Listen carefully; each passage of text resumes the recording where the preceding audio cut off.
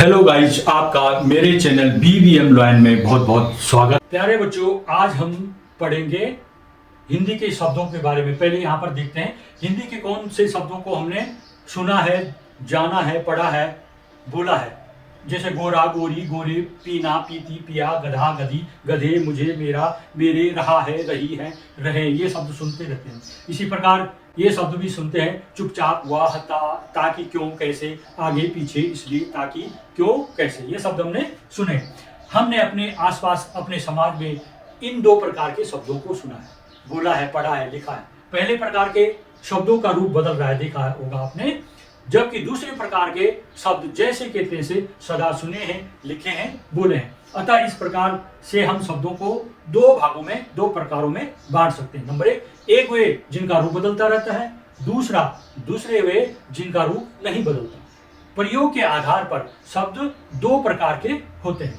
Number एक को हम बोलेंगे विकारी शब्द, अर्थात जिनका रूप बदलता रहता है, विकृति आ जाती है रूप में, उनको विकारी शब्द कहते हैं। सबसे पहले हमने जो उदाहरण में देखा था स्क्रीन में, ये लिखे हुए थे शब्द। ये देखो, गोरा को फिर गोरी हो जा रहा है, फिर गोरे हो जा रहा है, पीना, पीती, पिया, ये हो जा रहा है, गधा का गधा, गधी, गधे हो जा रहा है, मैं, मुझे, मेरा, मेरे, ये मैं का इस तरह से हो जा रहा है। लेकिन जो अविकारी शब्द है, जो एक शब्द है वो वही है, दूसरा नया शब्द है, आगे, पीछे, इसलिए, ताकि, क्यों, कैसे, ये सब क्या है? अविकारी शब्द, ये बदल नहीं रहे।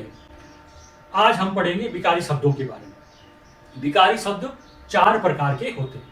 नंबर एक संज्ञा, सर्वनाम, क्रिया या विशेषण। संज्ञा में जैसे हमने शब्दों में क्या देखा था, वहां पे गधा, गधी, गधे।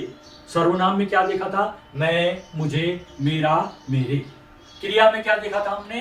पिया, पानी, पीता, पीती, रहा है, रही है, रहे। विशेषण में गोरा, गोरी, गोरे, ये देखा था। आज हम पढ़ेंगे पदभेद व्याकरणिक कोटि। संज्ञा शब्द के बारे में पढ़ेंगे। संज्ञा क्या है, उसकी परिभाषा। संज्ञा वह विकारी शब्द है जिससे वस्तु, व्यक्ति, भाव तथा प्राणियों के नाम का बोध होता है। संज्ञा के 5 भेद हैं। जातिवाचक संज्ञा, जिन शब्दों से एक ही प्रकार की वस्तुओं अथवा व्यक्तियों का बोध हो, उन्हें जातिवाचक संज्ञा कहा जाता है। जैसे नदी, आदमी, पेड़, नगर इत्यादि। संबंधियों, व्यवसायों, पदों, पशु पक्षियों तथा प्राकृतिक तत्वों के नाम जातिवाचक संज्ञा के रूप में होते हैं। व्यक्तिवाचक संज्ञा, जिस शब्द से किसी खास व्यक्ति या वस्तु का बोध हो, उसे व्यक्तिवाचक संज्ञा कहते हैं। जैसे राम, गंगा, ब्रिटेन इत्यादि। व्यक्तियों, नदियों, देशों, नगरों, समुद्रों, पहाड़ों, त्योहारों तथा दिनों के नाम व्यक्तिवाचक संज्ञा होते हैं। भाववाचक संज्ञा, जिन शब्दों के द्वारा व्यक्ति अथवा वस्तु की स्वाभाविक क्रिया, व्यापार तथा भाव दशा सामने आती है, वह भाववाचक संज्ञा है। जैसे भलाई, दयालु, मिठास इत्यादि। समूहवाचक संज्ञा, जिन शब्दों से व्यक्ति या वस्तुओं की अधिक संख्या का भाव प्रकट होता है, उन्हें समूहवाचक संज्ञा कहते हैं। जैसे मेला, दल, सभा, गुच्छा, पुंज इत्यादि। द्रव्यवाचक संज्ञा, जिन शब्दों से तरल वस्तु या नाप तोल की वस्तुओं का बोध होता है, उन्हें द्रव्यवाचक संज्ञा कहते हैं। जैसे सोना, चांदी, लोहा, दूध इत्यादि। दूसरा पद है सर्वनाम। सर्वनाम किसे कहते हैं? संज्ञा शब्दों के स्थान पर प्रयुक्त होने वाले शब्द सर्वनाम कहलाते हैं। जैसे मैं, हम, उसका, तुम्हारा, वह, यह, कोई, कौन इत्यादि। सर्वनाम 6 प्रकार के होते हैं। नंबर 1 पुरुषवाचक सर्वनाम। जो सर्वनाम बोलने वाले, सुनने वाले या जिसकी बात की जाए उसके विषय में ज्ञान कराते हैं, पुरुषवाचक सर्वनाम कहलाते हैं। इसके भी 3 भेद होते हैं। उत्तम पुरुष, बोलने वाले को उत्तम पुरुष कहा जाता है। जैसे मैं, हम, मेरा आदि। यह काम मेरा नहीं है। मध्यम पुरुष, जिससे बात की जाती है, वह मध्यम पुरुष कहलाता है। जैसे तू, तुम, तेरा। उदाहरण के लिए है, तेरा काम पढ़ना है। अन्य पुरुष, जिसके बारे में बात की जाती है, अन्य पुरुष कहलाता है। जैसे वह, वे, उनका, उसके, उसकी आदि। उदाहरण, उसकी किताब मेरे पास है। निश्चयवाचक सर्वनाम, वे सर्वनाम जिनसे किसी निश्चित वस्तु का ज्ञान होता है उसे निश्चयवाचक सर्वनाम कहते हैं, जैसे यह, वह आदि। इसे संकेतवाचक सर्वनाम भी कहते हैं। उदाहरण, एक बार फिर वह जीत गया। अनिश्चयवाचक सर्वनाम वे सर्वनाम जिनसे किसी वस्तु का निश्चित ज्ञान न हो उसे अनिश्चयवाचक सर्वनाम कहते हैं, जैसे कोई, कुछ, सब आदि। उदाहरण के लिए है, सड़क पर कोई गिर गया, निश्चित नहीं है कि वो कौन है। अगला है संबंधवाचक सर्वनाम वे सर्वनाम जो एक दूसरे का साथ संबंध जोड़ते हैं उसे संबंधवाचक सर्वनाम कहते हैं, जैसे जिसकी लाठी उसकी भैंस, जो करेगा सो भरेगा। ये शब्द संबंधवाचक सर्वनाम है, जिसकी और उसकी, जो और वो। प्रश्नवाचक सर्वनाम वे सर्वनाम जो प्रश्न पूछने के लिए प्रयोग किए जाते हैं उन्हें प्रश्नवाचक सर्वनाम कहते हैं, जैसे कौन, कैसे, क्या। उदाहरण के लिए है, तुम कौन हो। निजवाचक सर्वनाम वे सर्वनाम जहां वक्ता अपने लिए आप शब्द का प्रयोग करता है वहां निजवाचक सर्वनाम होता है, जैसे आप भला तो जग भला। क्रिया जिन शब्दों से किसी कार्य का करना या होना पाया जाता है उन्हें क्रिया कहते हैं, जैसे अनिल स्कूल जा रहा है। वाक्य में जा रहा है, जाना एक क्रिया है। कार्य को करने वाला कर्ता कहलाता है। क्रिया में धातुएं प्रयोग में की जाती हैं। धातु क्या है? धातु क्रिया के मूल रूप होते हैं। इन्हीं धातुओं से भिन्न भिन्न क्रियाओं का निर्माण होता है, जैसे पी, खा, जा, आ, पढ़, चल इत्यादि। क्रिया के प्रकार कर्म के आधार पर क्रिया दो प्रकार के होते हैं। नंबर 1, सकर्मक क्रिया। जिन वाक्यों में क्रियाएं अपने कर्म के साथ होती हैं उन्हें सकर्मक क्रिया कहते हैं, जैसे कृष्ण कुत्ते को रोटी खिलाता है। इसमें क्रिया खिलाने का प्रभाव कुत्ते पर पड़ता है, अर्थात कुत्ते को खिलाना क्रिया का कर्म है, अतः यह एक सकर्मक क्रिया है।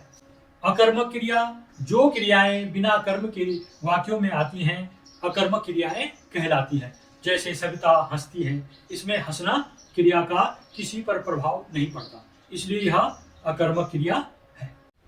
संरचना की दृष्टि से क्रिया के 5 भेद होते हैं। नंबर 1, सामान्य क्रिया।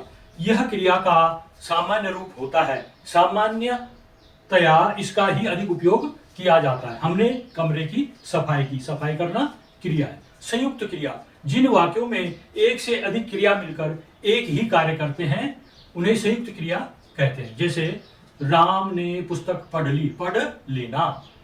तीसरा है नाम धातु क्रिया। जो क्रियाएं संज्ञा, सर्वनाम, विशेषण तथा अनुकरणात्मक शब्दों से बनती है उन्हें नाम धातु क्रिया कहते हैं। चोर झुठलाने का प्रयास करता रहा, यहाँ पर झूठ संज्ञा है और संज्ञा को झुठलाना बनाकर क्रिया बनाया गया है, तो चोर झुठलाने का प्रयास करता रहा। ऐसे वाक्यों को जो इसमें क्रिया है वो नाम धातु क्रिया होती है। प्रेरणार्थक क्रिया जब कर्ता स्वयं कार्य न कर दूसरे से कार्य करवाता है तो उसे प्रेरणार्थक क्रिया कहते हैं। जैसे उदाहरण के लिए मोहन नौकर से खाना बनवाता है, वह स्वयं खाना नहीं बना रहा, नौकर से बनवा रहा है, तो इनको कहते हैं प्रेरणार्थक क्रिया।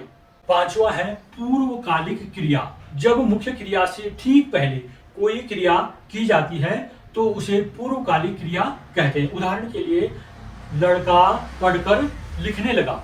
पढ़ना और लिखना 2 क्रियाएं हैं, तो पहले वह पढ़ने का काम कर दिया उसने, पढ़कर, उसके बाद लिखना आरंभ कर दिया उसने, तो लड़का पढ़कर लिखने लगा। ये है पूर्वकालिक क्रिया, इसमें 2 क्रियाएं होती हैं। अगला विकारी शब्द है विशेषण। जिस शब्द से संज्ञा या सर्वनाम की विशेषता प्रकट होती है वह विशेषण कहलाता है। जैसे यह सुंदर घर है, इस वाक्य में सुंदर विशेषण है क्योंकि घर की विशेषता बता रहा है। विशेष्य किसे कहते हैं? विशेषण जिस संज्ञा या सर्वनाम शब्द की विशेषता बताते हैं उन्हें विशेष्य कहते हैं। जैसे विक्की रमोला एक ईमानदार लड़का है, इस वाक्य में ईमानदार शब्द विक्की की विशेषता बता रहा है, अतः यहाँ ईमानदार विशेषण तथा विक्की शब्द विशेष्य है। विशेषण कितने प्रकार के होते हैं? विशेषण 4 प्रकार के होते हैं। नंबर 1, गुणवाचक विशेषण। जिन शब्दों से किसी संज्ञा या सर्वनाम के गुण दिशा, दोष, रंग, काल, दशा, आकार, स्थान आदि का पता चलता है। वे गुणवाचक विशेषण होते हैं, जैसे अच्छा, सुंदर, कुरूप, नीच, सफेद, नीला आदि। तीसरा है संख्यावाचक विशेषण। जिस विशेषण से संख्या का बोध होता है वे संख्यावाचक विशेषण होते हैं, जैसे तीसरा, पांचवा, दोगुना, प्रत्येक, बहुत आदि। ये सब संख्यावाचक विशेषण है।